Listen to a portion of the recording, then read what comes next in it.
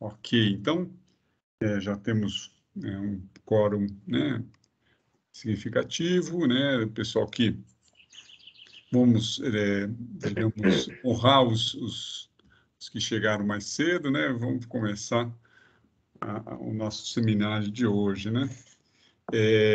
Eu vou só fazer uma pequena apresentação do Alan, depois ele fala do título do seminário e o que ele vai mostrar para a gente. Ele ofereceu 2 temas e a gente escolheu um que talvez seja mais dentro do espírito da disciplina. Eu vou deixar ele comentar.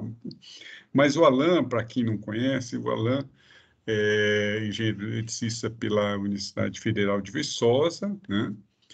Fez mestrado na UFMG e doutorado, né?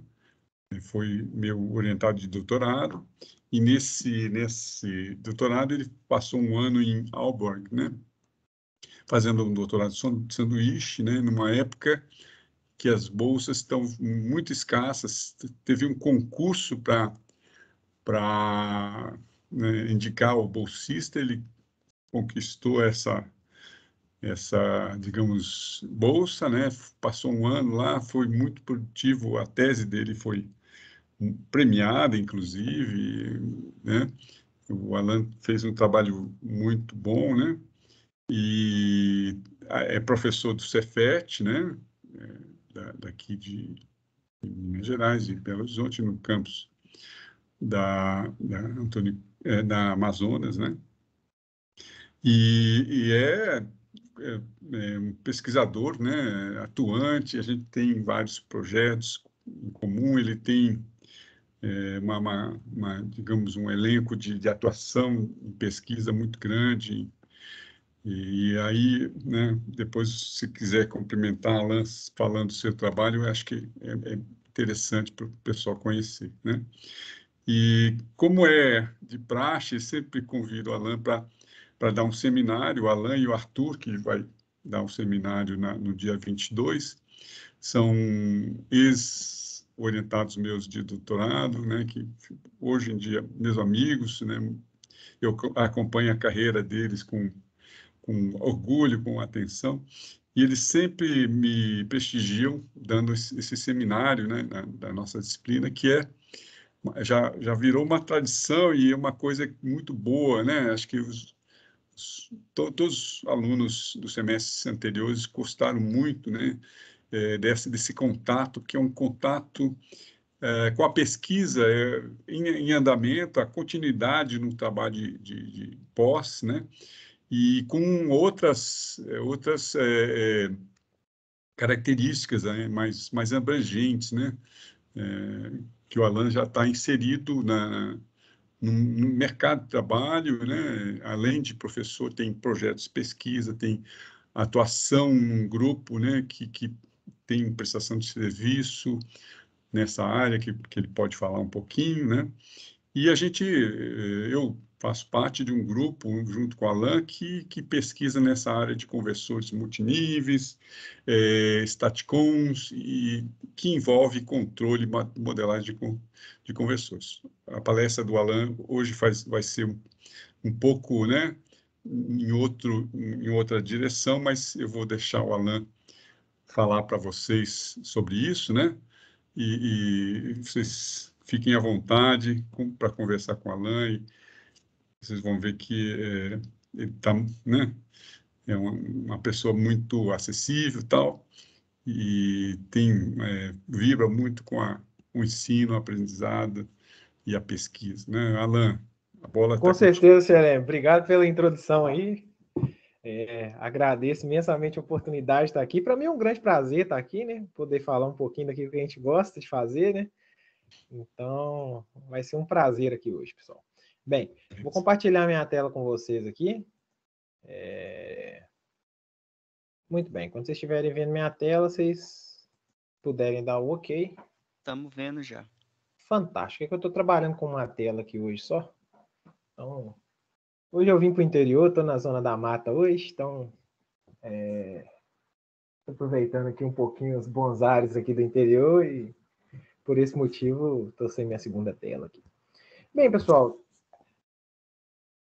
Nas últimas duas edições, ou duas ou três, né, Selene, edições aí dessa palestra aí, a gente lidou com o tema de conversores modulares multinível, né? Querendo Sim. ou não, é um tema que eu trabalhei bastante no meu doutorado, ainda trabalho, né? Tenho bastantes alunos atuando nesse tema, né? Mas aí, esse ano eu resolvi fazer alguma coisa diferente. Então, esse ano eu propus para o Selene um segundo tema, né? Mais voltado, talvez, à aplicação de controle em conversores diretamente, e não só na topologia, né? Porque, querendo ou não, como o conversor modular multinível ele não é uma topologia tão conhecida, né? Você tem vários livros aí de eletrônica de potência que não falam de conversor modular multinível ainda, né?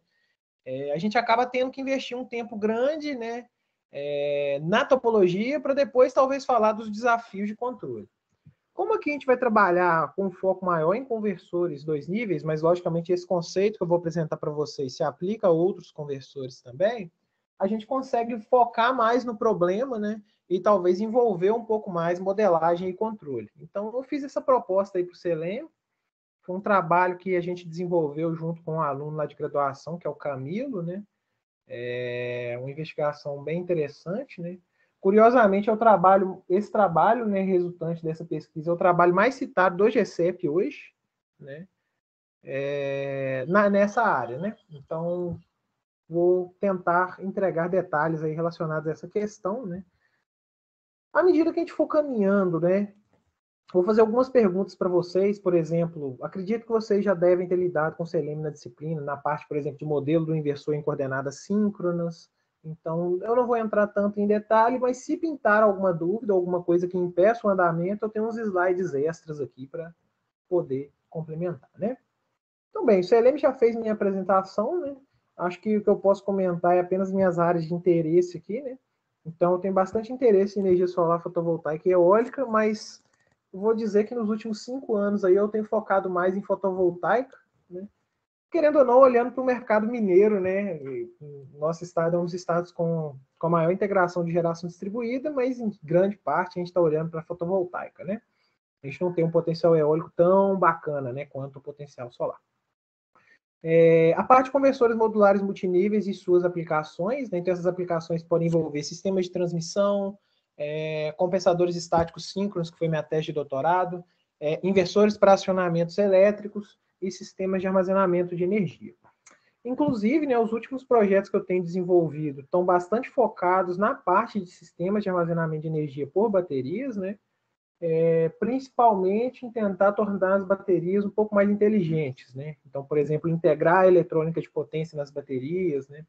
Então, alguns dos projetos que eu estou desenvolvendo vão nessa direção. E, pelo menos um dos participantes aí hoje aí, né, teve a oportunidade de assistir uma apresentação que eu fiz lá na disciplina do Lenin, que é um tema que a gente tem desenvolvido também na parte de confiabilidade de conversores eletrônicos, né? Mais importante que isso, deixo aqui meu cartão, meu contato, né? Caso tenha alguma dúvida, algum ponto que vocês queiram conversar, fica aqui meu contato, né? Para a gente trocar ideia depois aí, né? Então, vou deixar um agradecimento aqui para o time do GCEP, né? Basicamente é um grupo de pesquisa, né? A sede, né, está localizada na Universidade Federal de Viçosa e a gente tem um CT aqui, né?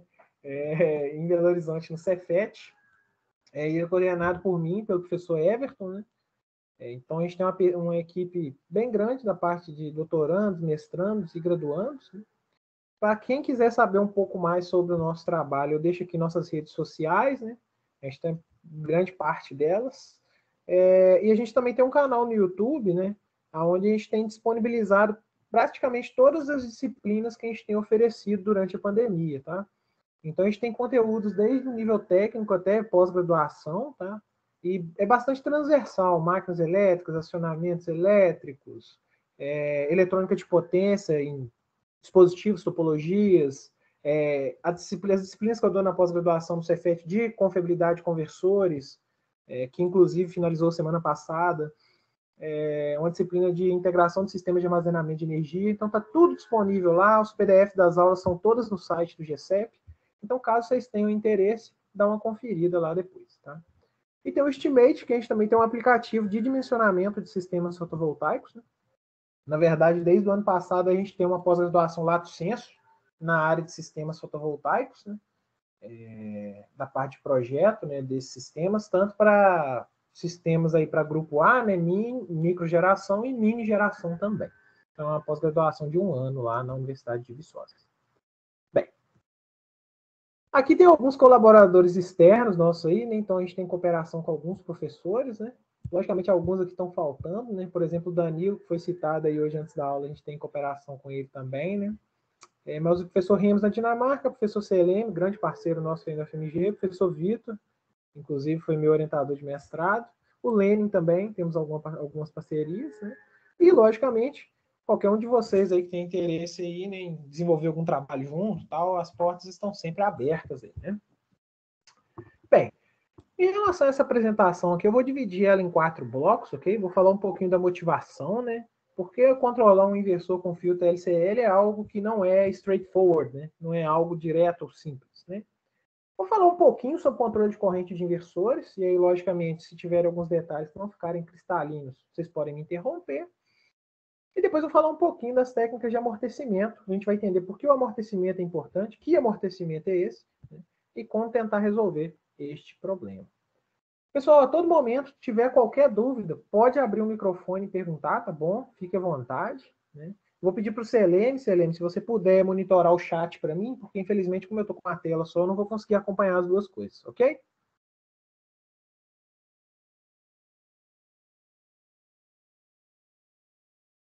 Ok, pessoal? Ok, eu fico te alertando se tiver alguma pergunta. Por enquanto, o áudio está tudo tranquilo, né? Tá tranquilo.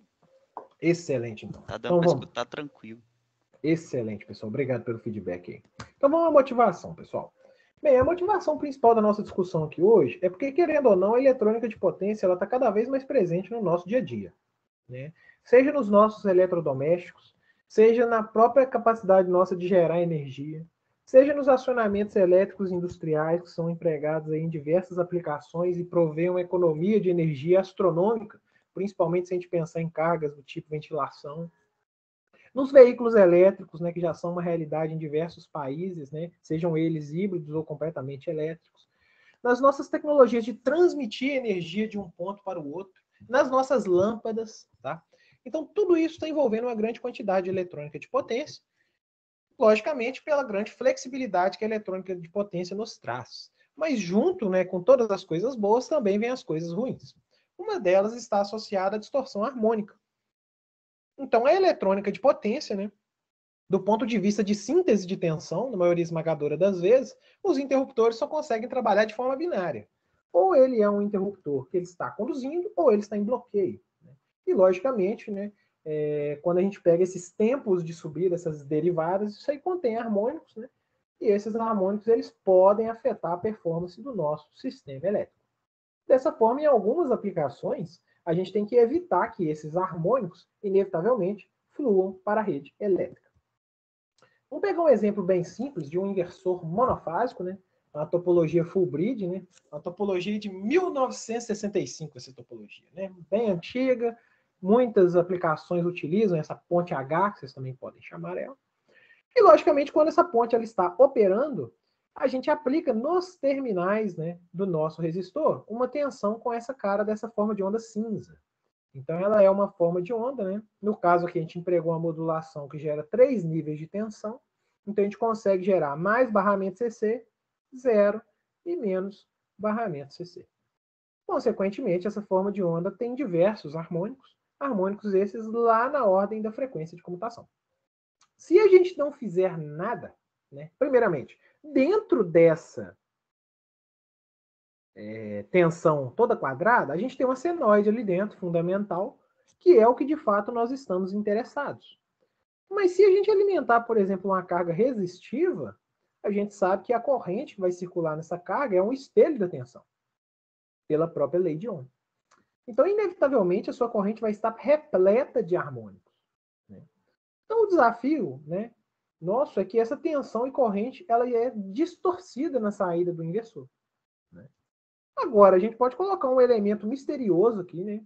Mr. M aí, entre o nosso inversor e a nossa carga, de forma que a gente tente, né, eliminar estes harmônicos, né, e ter uma forma de onda na carga que chegue o mais próximo possível de uma senoide.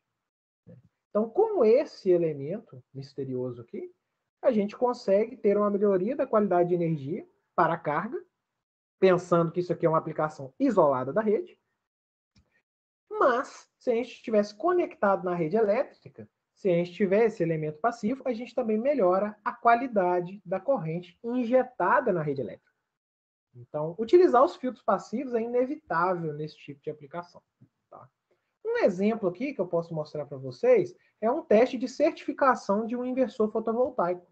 Então, isso aqui foi um teste que eu realizei durante o meu mestrado. Né?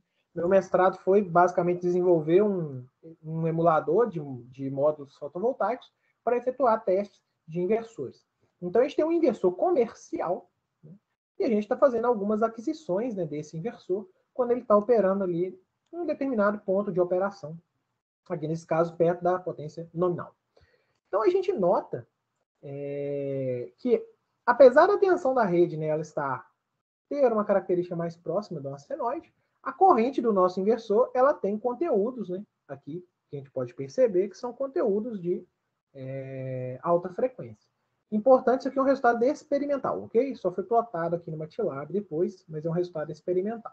Nota também que a gente está em contrafase, né? Corrente em contrafase com a tensão significa que o inversor está injetando, entregando energia para a rede elétrica, né?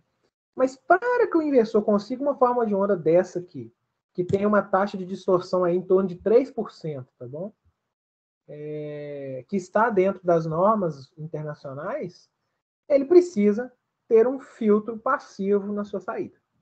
Então, muitos desses inversores comerciais, eles empregam filtros, né? Podem ser indutivos capacitivos ou até indutivos capacitivos indutivos, ok? Então, nesse caso desse inversor comercial que eu estava testando, ele é um filtro indutivo capacitivo, ok?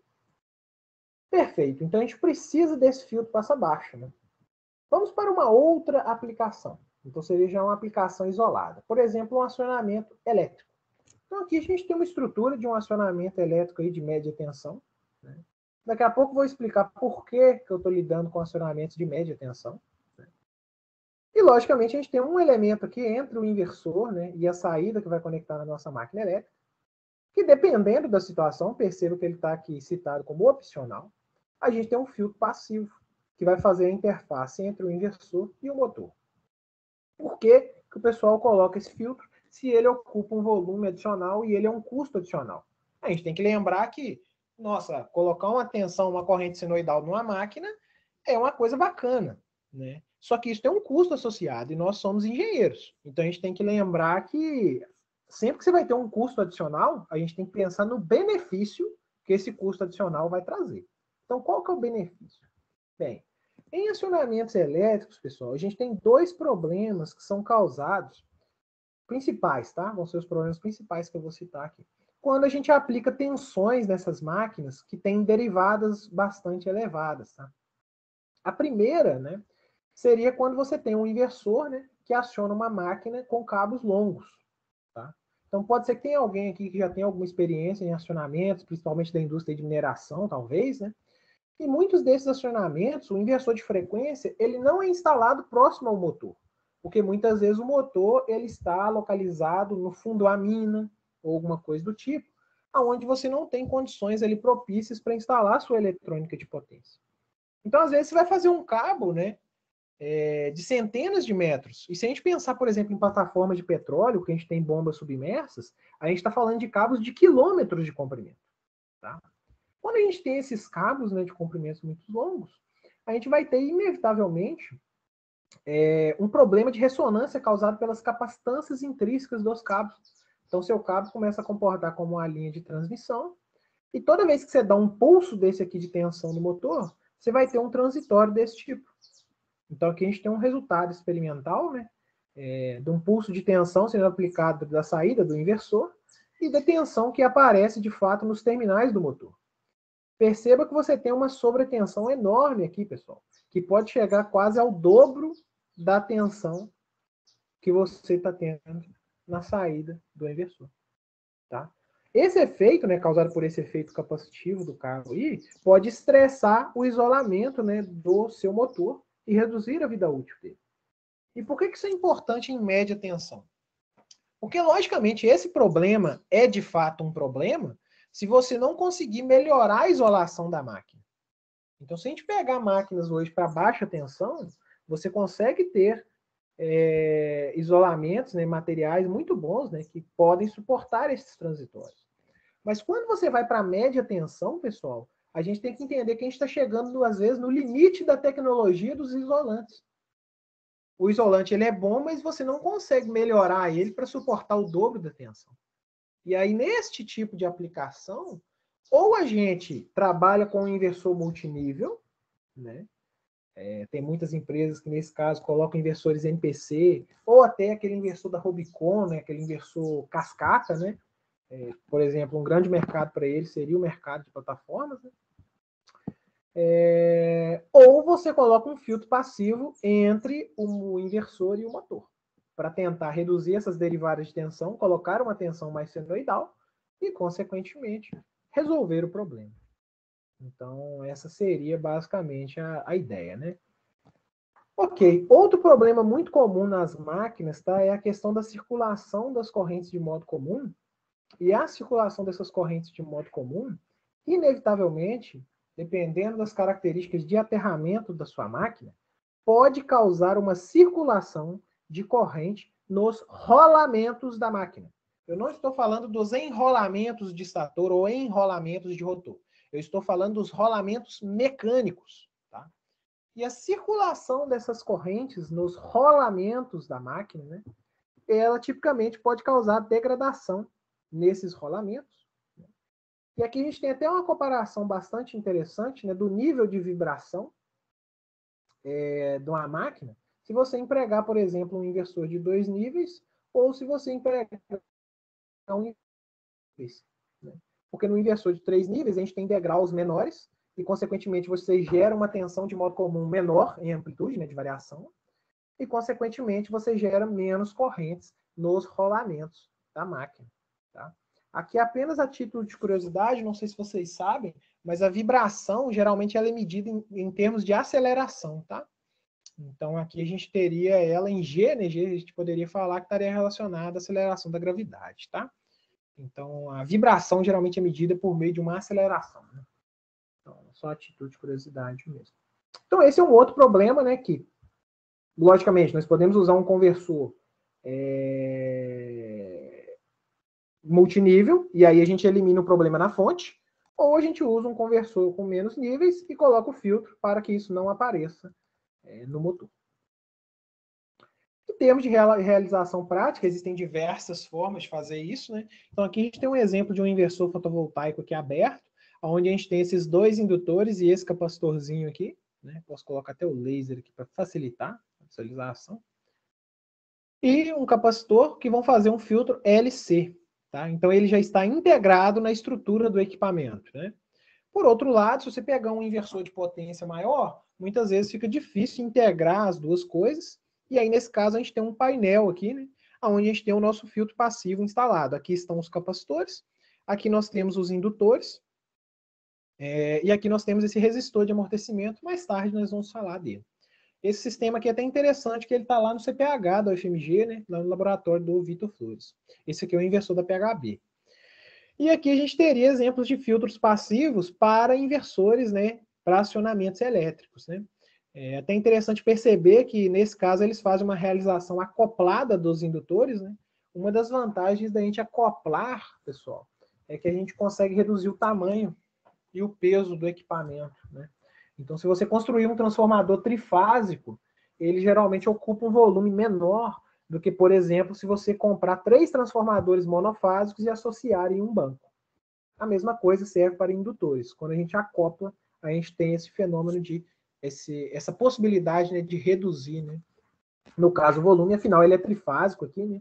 E a gente sabe que a soma dessas 3 correntes trifásicas, né, tende a gerar um fluxo menor, né?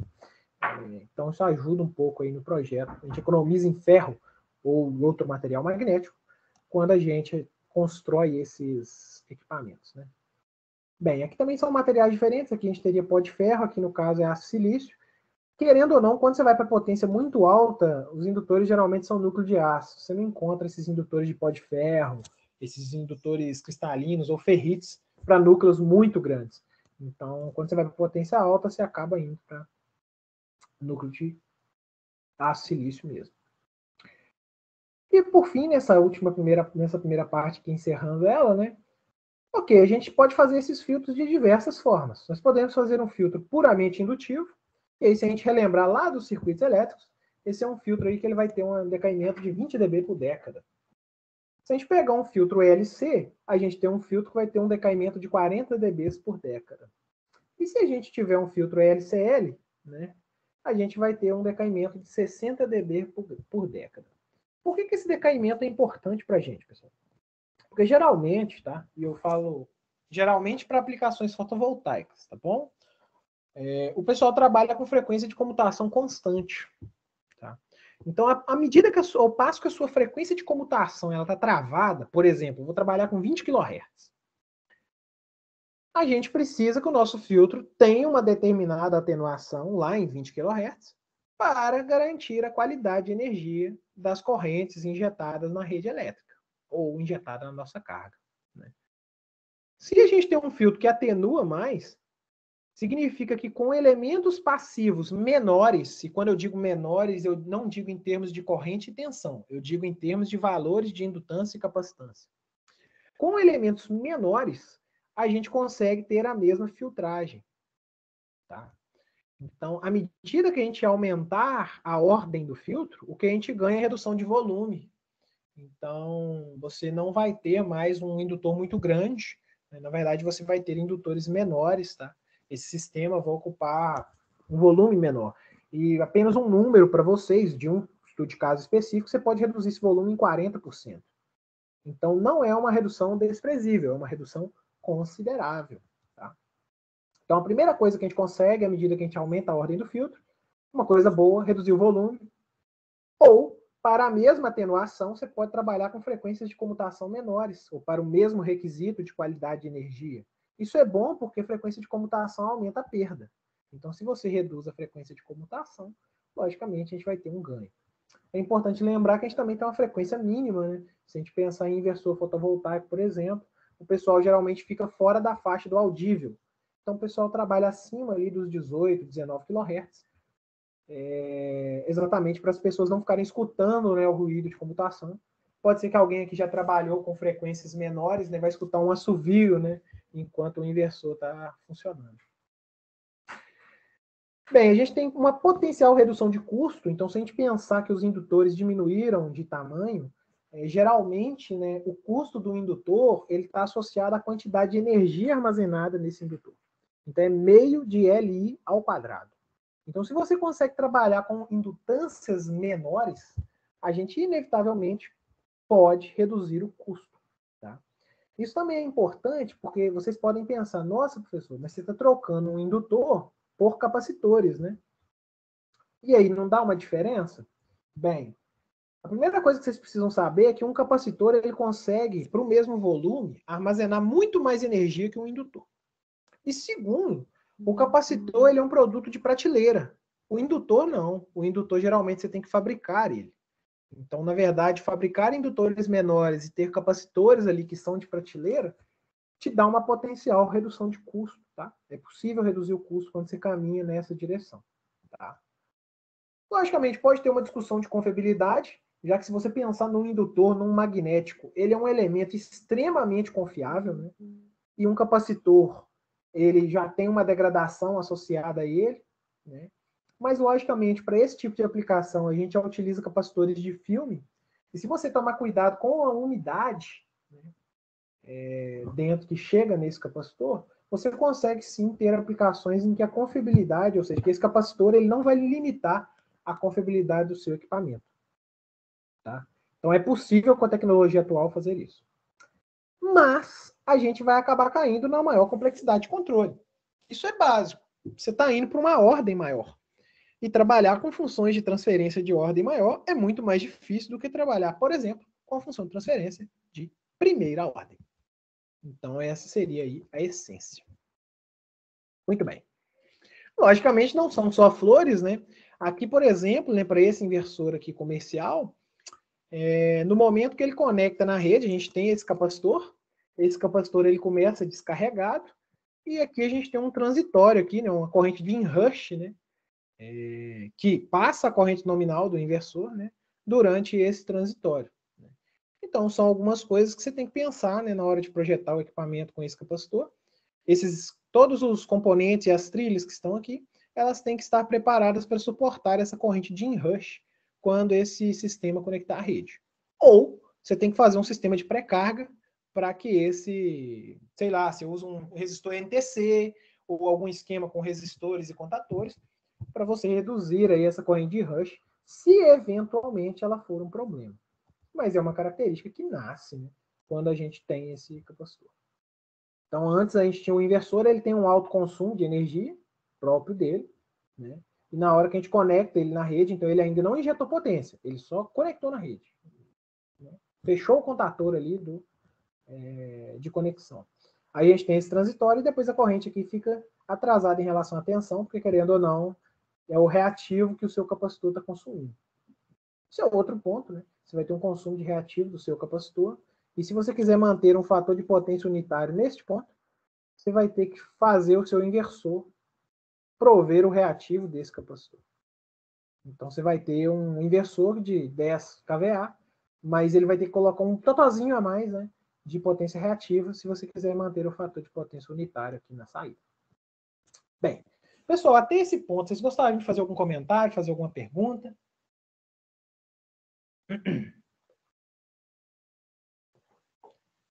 Estamos escutando bem? Tudo tranquilo até aí?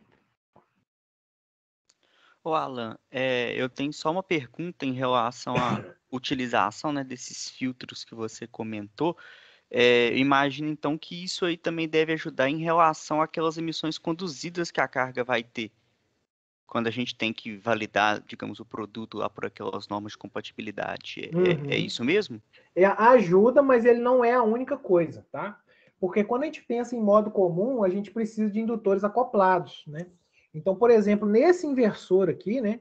Logicamente, o projeto do filtro de modo comum vai levar em consideração as indutâncias que você já tem. Então, por exemplo, nós temos essas duas indutâncias, mas você tem esse indutor acoplado aqui na saída e você tem esse indutor acoplado na entrada. Eles são de material diferente. Geralmente, o modo comum a gente faz com material nanocristalino, porque a gente quer responder em extra alta frequência, quer ter perdas bem baixas, né?